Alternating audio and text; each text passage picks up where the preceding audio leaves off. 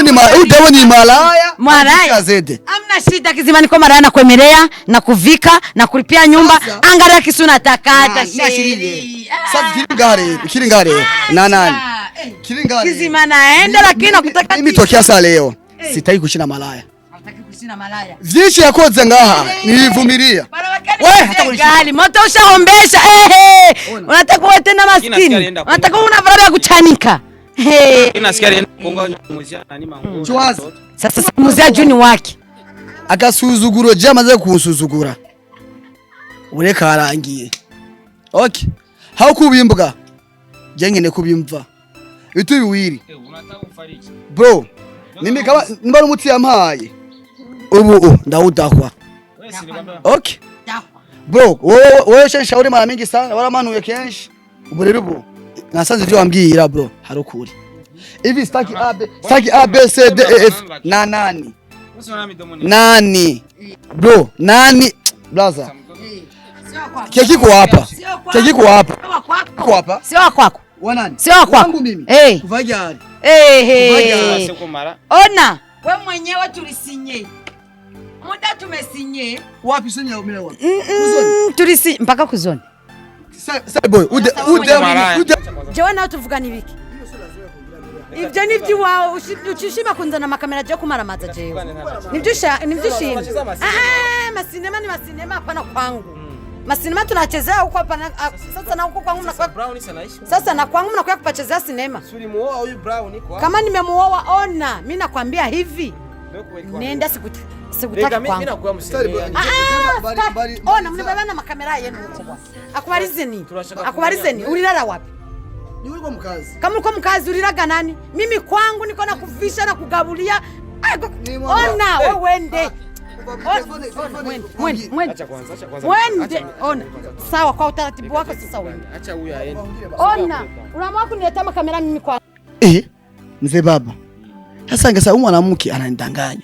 Chanda kwa yasi sio kuhakinga. Chanda muhakinga. Message zose zishike telefoni yiwe ni wanje. Yani munosa mwandikiye. Akayiwa nari yanje nkabibona. Cyare kiba bagere kintu kimye kaka. Kumbe naguma mvomera. Tazomera kaka. Mimi napiga Jo, bro kwa mtoto wangu. Umwana sigwanje man. Merero. Jita nibaza yuko ndiko ndarya amahere ya Masaudia. Kumbe sinzi yuko amahera ndiko ndarya. Hari amahera ndiko ndarya yandi je ntaza aho yava. None nuwamubaza ati amahera y'Amasaudia yakoze iki? Ega sino mubaza. Hana maparcelle hana manyumba zinyarije ngaga uko. Si hapa sasa siamuliza. Kimweza hiyo swali ya manyumba ambaye bana wetu uli hapa. Wewe swali hata ukule. Sasa me ikemba baje ni kimwe rero. Twabana vraiment kandi twabanye neza. Me icaje gihinduka mu nyuma. Nuko none umuntu je nahanga uvuye mu vyanje mu repetition nkataha nkoga nkafungura twaryama je meheruka umuntu turyamanye. Me hageze mu masaha 9 saa 8 haje nihindukize ngo ntere moya mbiri ntabura umuntu. Jewe naombi usezeranye na Brown ko mu kwezi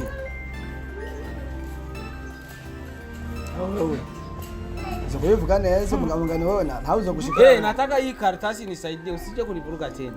Mu kwezi nzora nsohoka 3.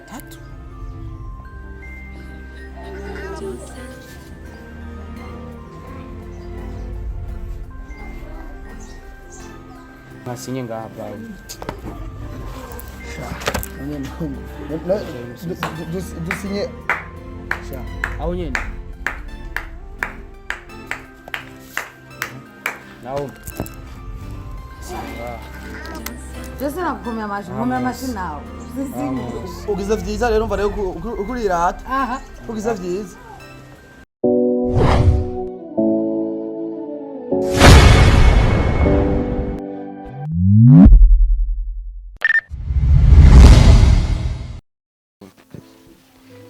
Yes, bakunze wa Star TV ndabaramukije mva mukagera ndazi ko muri benshi mudukurikirana ndetse mwana dukunze unadukundira ibikorwa byacu.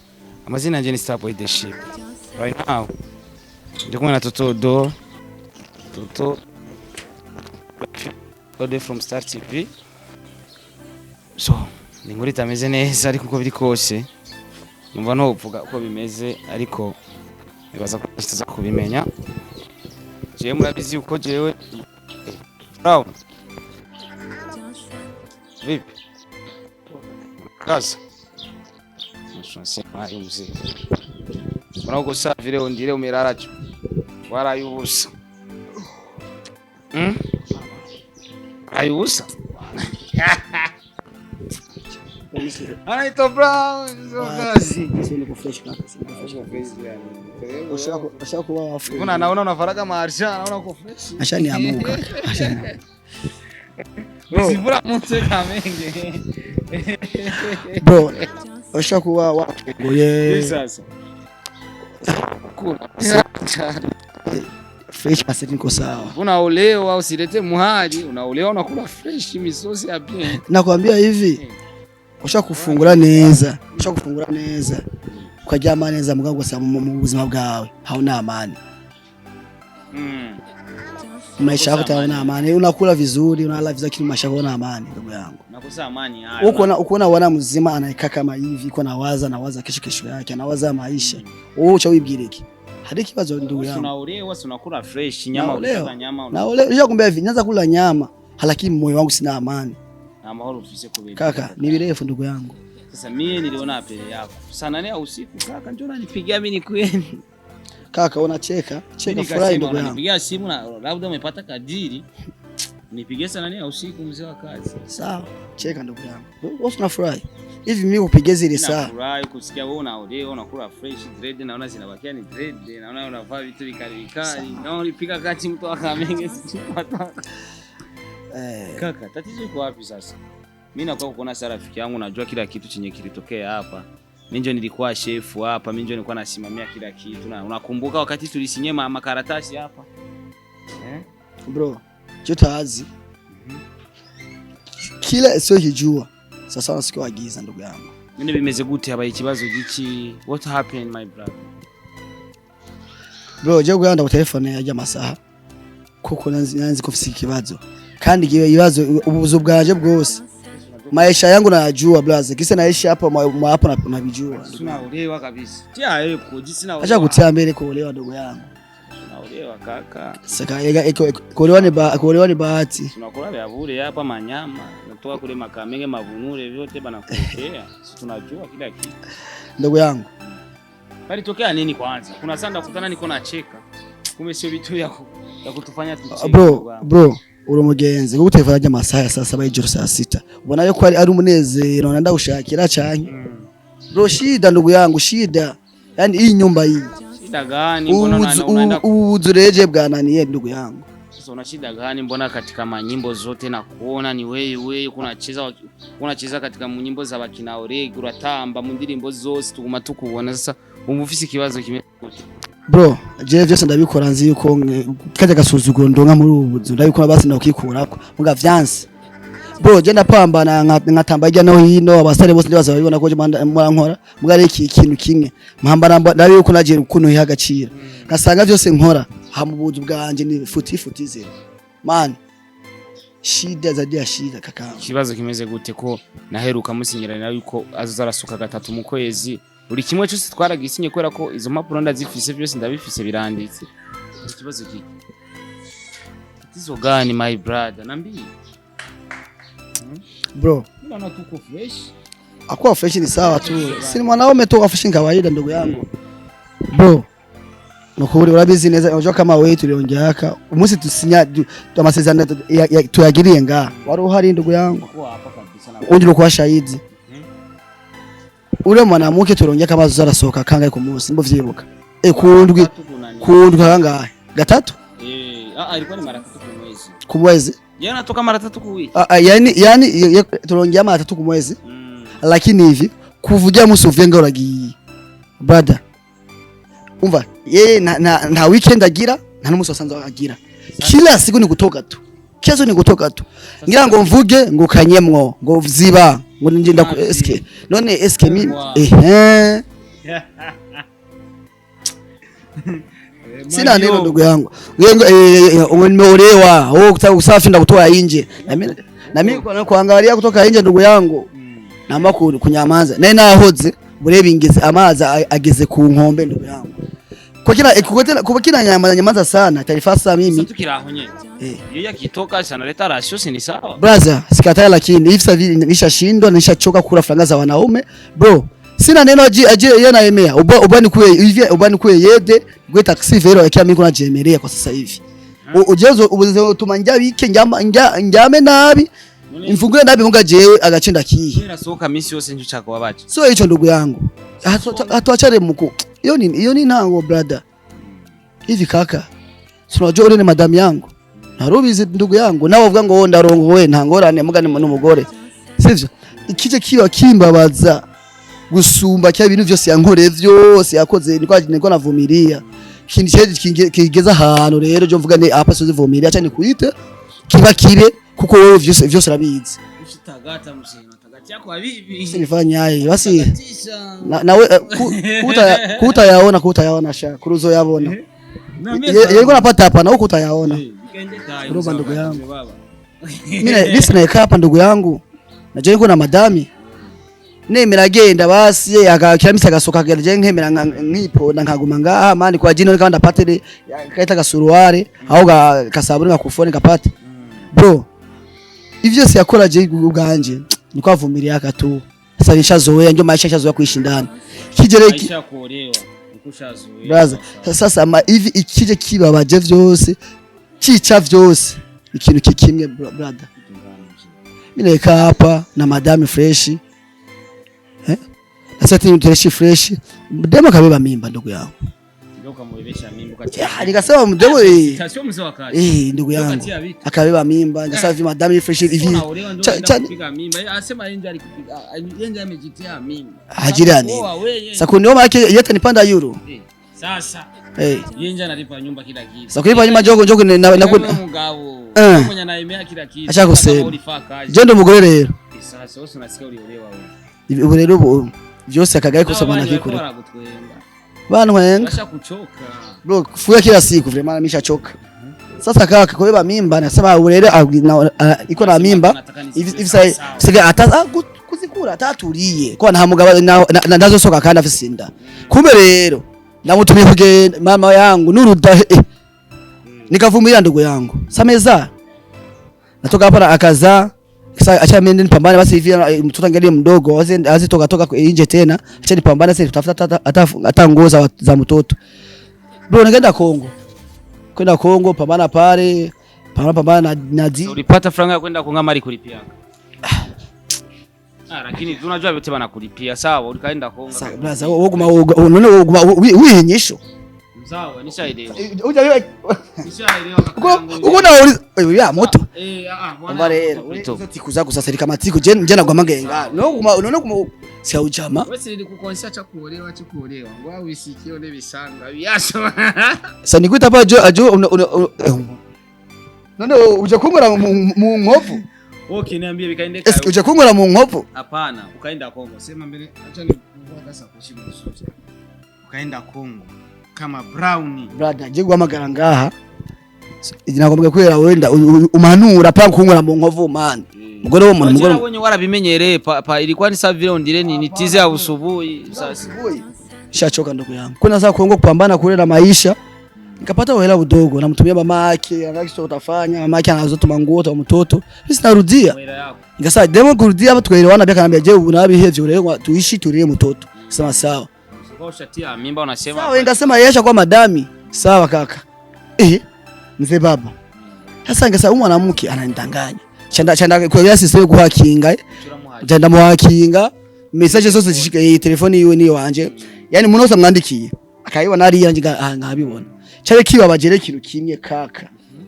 kumbe naguma mvomera tazomera kaka mimi napiga jo bro kwa mtoto sio wangu umwana sigwanje man mtoto sio wako aye wakati wewe urazi ko ari wateye indukaja muri Kongo karondera buri kimwe cyose umwana yiruka kuba wawe gute ugiye kubibona ugarutse kubera umuhakinze cyane byagenze gute warakoreshe DNA ADN bro ndakoresha ADN kugira ndavyibutse cyane uvumenga umubabara mwinshi imana oya ntibakubeshe umwana suwi wawe ari gusanga yarakubeshe wabimenye gute ko atari gwawe kandi ari wawe nje uri kuna bitu nalala naye fresh mimi naumia sana ndababaye sana man kona mimba ingari kumezu ni yako basikudanga kaka insikia sini kwambie je ndafise preve man ariko gema je ndafise by preve kugenda guhamagara ngafise preve ejo hari induru ngaha wakoresha den hari induru ngaha brother ngaha abaje bazabajana nakubwiye yapani kupigia simu tuko mufume na yeye leo hapa kulalika bro palichimbika warakugizia den ndayiguhe man je akimbya kwa fisinda umwana akitangura wakweze kwa mbere kushika shikamena umwana yaravutse sivyo nzi ko umwana ari uwanje naje kubimenya ejo utari gwanje man ahubwo rero je naguma wabimenye gute uwo papa yaraje cha byagenze gute mimi nimekuita pajiri I don't know, I don't understand man bro je nekuita pajiri ni kwambe ndaguwe twakwa ngazi kwa ngwazi ndakuyize ikirukuri okay bro ngeze ngaha mvuye muri Kongo guhangayika amanda hakinga telefone yiwe bro message kuvejo kumutaga umva yesizi byo bavuga n'uyo muntu kuva long time ntavyonzi mbwa je nafatiye vyejo abaza eske man je navyo nakubwira uvyemera cyangwa ndabikwereke kuna muhakinzo rero wa message ni ma message unataka kuna watu wanadanganya ndakwega ama message abantu babesha ndakwega nimaze kugusamburira bro nukuri kuko ama message zose zirimo kandi uyo mutsipa aremeza kandi nawe aremeza bye yuko umwana atari gwanje ari gwiwe mana shaka baza eka wisomere nta benshi bavuga mana mbwa kimba baje nuko busatura abaditwara no bavuze ati nta mwana burase byo kuvuga ngo ngizo nta mwana soma kaka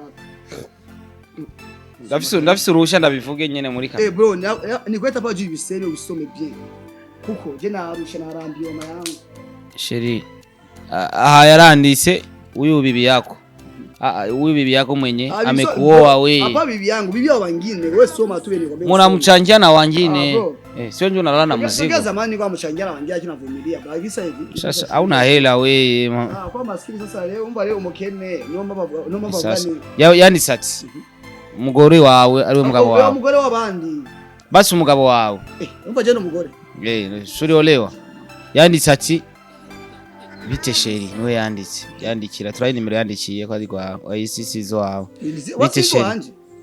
bite sheri meze neza yaramubwira ego meze sawa amata y'umwana yararangiye birasaba ko ngura yandi uraza ujya musore tubana ko atana kimwe aramenya hagati yanje nawe bandanye acaravuja mugabo ati kubijanye niki umugore wawe acaramwishura ari umugabo wawe ati bijanye nuko je nawe vuga au ni hapo ndio bakali bijanye kubijanye yuko je nawe urazi ko ari we twavyaranye subiramo kandi akaja kubijanye ko je nawe ari je twavyaranye sinaranse kubimubarira rero we gihari garamya mutoto kugira ibintu bigende neza impera n'imperuka nzomwirukana umuhungu hama wewe umva ibisigaye tuzobivugana neza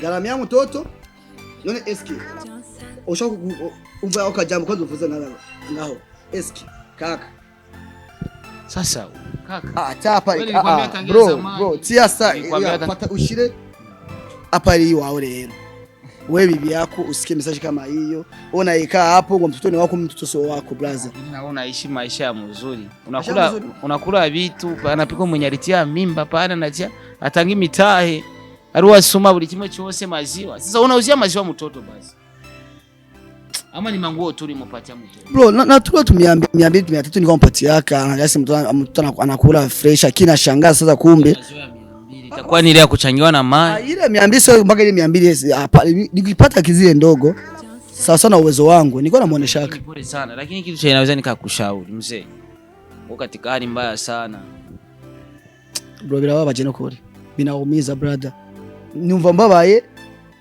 sasa wewe mwanamke ulikusha mpenda ama ulikuwa unafuata ina yake kama ulikuwa uyampenda jendea zako mapema nango mwanzo nilikuwa tafuta pesa lakini hivi nimejikuta nishaingia mapenzi ndugu yangu sasa hivi sasa najuta ndugu najuta kuona alikupatia ile nyama hii ya najua nyama yako wewe kwa sababu suto unajua ile wanamke wanapanaga ya kama njoo ya mimi si you kani njoo nimekulaka si you utumukundanya Inakuwa ni nyama kama banachomeka wapi napika mwezi mzima ya kunuka hivi. Nabisikiaga tu. Nyama kunuka kulai. Acha basi mimi niangalie jinsi naweza nikamuita. Nimekuitia hapa kwanza. Gikuru nakuza nenga. Kwa mle ndani. Taenda wapi? Mara hivi najua kama mimi na ifu yetu kia jana mpaka buliyo misatoka bana navanga. Nimembania huko ndani na vanga utarashika. Kana hatazi kuwajenga. Kilinga. Chini kuitia. Wakozi wa Star TV, unasikia? Unapiga muziki lakini piko jamaa kuana Sasa wewe vinaumiza ndugu yangu. Madami ya moto. Chini kuitia hapa kitu kimoja. Umva ngubigire bro madami ya moto. Mimi madami ya moto. Sasa tunaolewa. Uko hivyo heshima sana wewe. Wewe nilikukataza tangia zamani kaka. Hivi vitu wenye unaingia ndani. Wewe unaenda kipesa unatafuta pesa kule. Kazi yako. Kilenga niki. Leo mimi na yeye hapa patachimbika. Ni mawili tu. Mimi sitaki vurugu. Ndio kikwa vurugu. Sitaposti mama vurugu. Ni mawili tu. Sitaki. Mimi unajua bakozi wa Star TV. Unajua kwa nini mimi nimekuja na kamera hivi? Ni kweli video ya mbele nakoresha kamera. Nikasema na today naweza nikatumia kamera itakuwa vizuri sawa. Itakuwa sawa kuliko kukua kivo hivyo yani. Hawa ni wini dancer ule ni anacheza masinema nini na nini. Maisha yao n'ubuzima bwabo turabishira public kila mtu anajua cyo maisha yao tuyashire muri private ya umuntu wese ntabimenye. Tunapasha biyuwa nayo namwe inapasha kuba partager. Napasha kuba partager kitu. Sasa tufanya acha nimuite basi mimi maneno. Wewe kimuita kwanza hapa. Mtu yuri kwanza. Sitaki ABCD. Bro, jana unaambia shkwani kandi uko ndo mwana Amerikani uba. Sasa kandi kuita we sitaki fuwe na yetera. Hapa bajirani bachaduchokaka. Bajirani bachaduchokaka. Hajira kila siku fuwe mimi na yeye. Kilinga sitaki kubaki na lea mtoto weso wangu. Gisi tuliandikiana mwanzo na hapa akina kikupatia pesa utazidama. Hivi sitaki na kila kitu chiongenee kando. Bro, acha mimi wewe nishakwambia hivyo hivyo. Mimi leo ni biwili. Anaenda na mtoto wake au atwa mtoto wake. Tulia kaka umeolewa. Mimi nishafi. Ungana mtakibarabara hata wewe. Ushaolewa cameraman twende. Ushaolewa wewe tulia. Wewe unataka kugeuka bibi wa kwa mwanaume. Odi. Oya.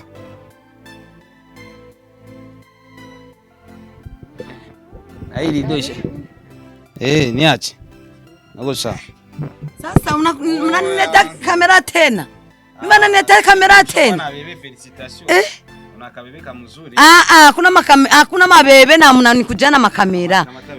Mchamuza munzanya makamera kube kandi umugabo menga sinzi ngena metse. Oya hapa wewe naye na mimi vitu gani? Sogea hapa.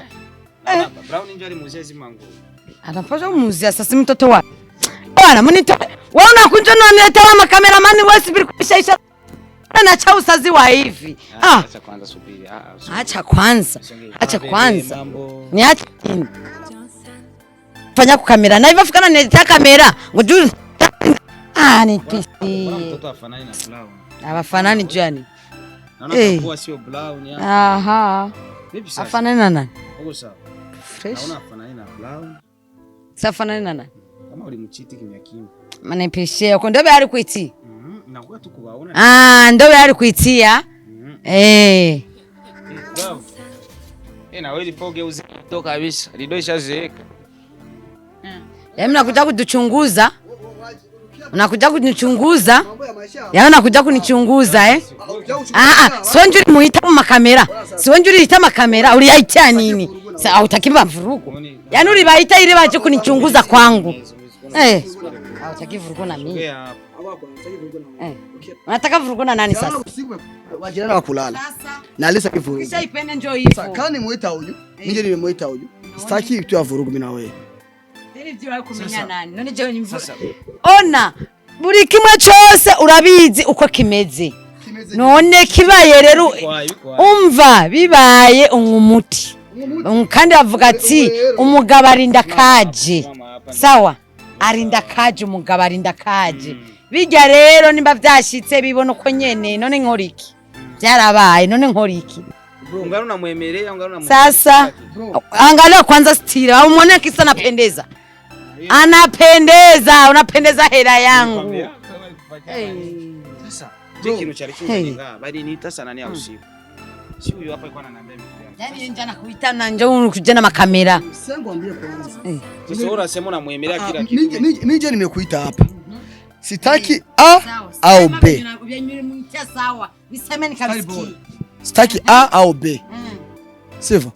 Akasuzuguro jamaze kunsuzugura. Ureka arangiye. Okay. Haukubimbuka. Jengene kubimva. Bitu biwiri. Bro, mimi kama mbara umutsi yampaye. Ubu ndawudahwa. Okay. Bro, wewe shauri mara mingi sana, wala manuye kenshi. Ubu rero ubu nasanze ibyo wambwira bro, harukuri. Hivi staki A B C D E F na nani? Nani? Bro, nani? Brother. Keki kwa hapa. Keki kwa hapa. Kwa hapa. Sio kwako. Wa nani? Sio kwako. Wangu mimi. Kuvajari. Ona, wewe mwenyewe tulisinye. Muda tumesinye. Wapi sinye mimi wapi? Tulisi mpaka kuzoni. Sasa boy, ude ni malaya. Malaya. Amna shida kizima niko malaya na kuemelea na kuvika na kulipia nyumba. Angalia kisu natakata shiri. Sasa kilingare na nani? Kilingare. Kizima naenda lakini nakutaka mimi tokea saa leo. Sitaki kushina malaya. Nataka kushina malaya. Vishi yakoze ngaha nilivumilia. Wewe hata kushina moto ushaombesha. Unataka wewe tena maskini. Unataka una barabara ya kuchanika. Inasikia konga muzia nani mangu. Chwazo. Sasa muzia juni wake. Okay. Nimba wakumenye rero. Nije nakukubwiye. Nije nakubwiye uko kuri. Nibaza kumenye kuri. Sasa bavuga vyinshi. David Preve man. Sasa mbona nasikia ngo ari muzia se unaenda unasema sema sengo ni mabishwe. None muzia aramuguriye yamugurezi. None Fere namuvuye bakampitiriwe ngo bungapi. Ngo bishwe kama. Muzia ngo ya bei. Aliuza juu anajua ni mtoto wake na uwezo wake. Kwanza mimi niseme akamuzia. Lakini sasa nikagishweka bali mimi nishinda kumuzia. Mwanaume mwenzake. Ni auma sana. Kwa wakati kazi kwa Sasa ndio nimwambia kama sio. Mimi namwambia kata huyu. Wetangwe. Yabwiwe n'abantu. Kiringa rero. Umutoto mwasaidie nini? Barabara Araho kuramagara. Ego. Una nyumba hii. Tokea leo. Genzo irihira. Ndoyirihira. Okay. Singeneye kintu kimwe ciwe kandi ubu. Barafiki bataduce. Ikintu kimwe rero kiri ngaha. Kintu kiri ngaha. Ahitamwe guma ngaho uruhiga kwibarabara. Urumva? Heta acha piga masimu kwanza mimi nani? Wewe kitu kibaje hapa? Oya, kiko hapa kitu imoya. Uruhinja uve ngaho uzi yuko kama hata nimuwie hapa. Wende naye. Sasa mtaki kuelewana. Sasa wewe wende naye. Nende naye wapi? Piko sami wewe nje utaenda kubarabara. Uruhinja ndatera kwibarabara. Urujana kwibarabara. Ndatera kwibarabara. Mwache kwanza maneno. Yani rugiye kwibarabara ucabumvikana n'umugore uri muhinja ni gudashaka. Sikia kwanza tuongee. Kwa uchafu. Bro, baki. Mimi niende tena hapo. Hapo toka hapo. Utoka hapo mimi. Ona, dazi akera ma. Ona, ngawino ukenye. Bro, dazi akera. Because zamani hiyo jaa ali. Bro, sikubali kuachana na mtoto wangu. Mimi na leo baja wako piga mti mimi na leo. Hapana. Hapana. Nakwambia, ona wewe hapa.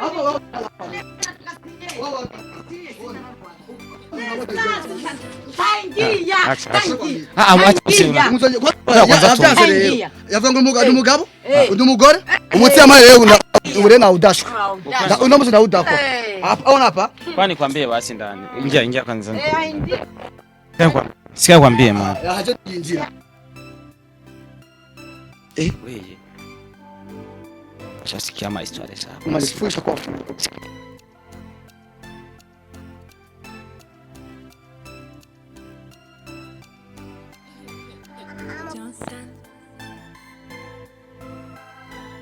tuongee na yeye ni mubebe fasi Lakini brother, nakubesha.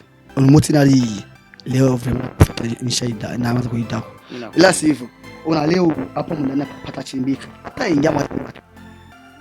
Masa mimi kivyangu nyinyi mtaisha kulipa utuma basi ngora mbumu yaya mbumu wewe mbumu ni ambuka Israeli. Jaka akasuzuguruje anaanza kuzugura. Mimi nisubiri mdimi nizina. Bimarizi ukitoa byajeje Bakia hapa. sawa Mungu nafuja. akinifuatilia usanga na mnyishe Minute 10 minute na kuwe. Twende.